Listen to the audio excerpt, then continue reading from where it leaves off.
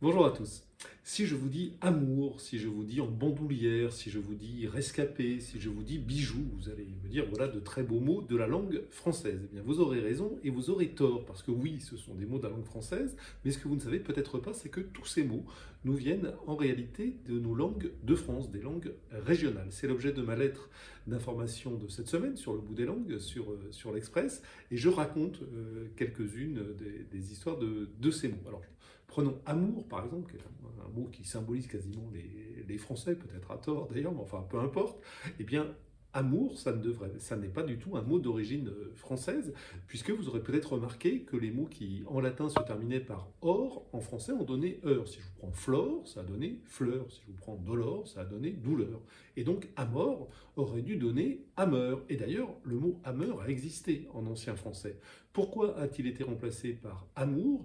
Eh bien, amour, c'est de la langue d'oc, et vous savez sans doute qu'à la fin du Moyen-Âge, c'était les troubadours qui dominaient l'Europe littéraire. C'était un petit peu les rockstars du Moyen-Âge, comme le chante Francis Cabrel, et la cour de France subissait leur influence et donc a adopté leur vocabulaire, et voilà comment amour s'est imposé face aux pauvres ameurs.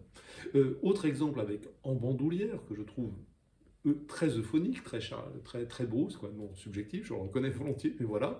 Eh bien, bandoulière, c'est un mot qui nous vient du catalan. Bandoulière, c'est le même mot que bandit. En fait, c'était la bande, une sorte d'écharpe que les bandits catalans mettaient entre le bras et l'épaule et le dessous d'un bras pour porter leurs armes. Ils les portaient donc dans une bandolera, je ne garantis pas la prononciation, et cette bandolera qui servait aux bandits catalans à porter leurs armes est devenue notre bandoulière. Le bijou, je l'ai déjà raconté, ça nous vient du breton, d'un mot qui doit se prononcer quelque chose comme bisou, et qui désigne un anneau que l'on porte au doigt. Ça a donné directement bijou, bijoutier et les autres. Voilà, des exemples comme ça, il y en a à foison.